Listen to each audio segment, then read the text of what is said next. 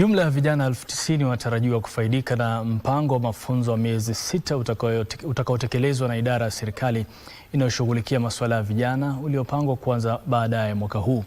Katibu katika idara ya vijana Fikirini Jacobs amethibitisha kuwa serikali tayari imeanza kupokea maombi kutoka kwa vijana wanaotaka kujiunga na mpango huo na watakaofaulu wataarifiwa katika kipindi cha wiki 2 zijazo.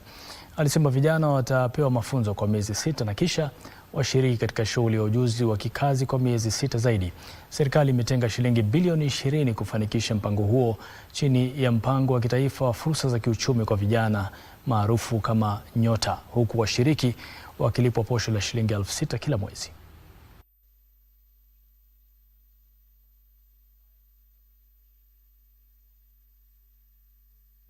Kwa kuwa vijana wengine wengi walikosa nafasi ya ule msaada wa biashara wa kuweza kuwapa pesa mtaji wa kufanya biashara, ile ruzuku ama grant. Sasa wale ambao walikosa nafasi ile wako na nafasi sasa ya kujiunga katika mradi huu ambao watapata mafunzo ili wajiendeleze kimaisha.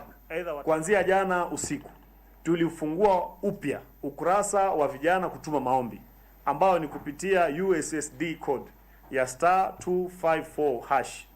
Vijana waweze kutuma maombi kwa muda wa wiki 2.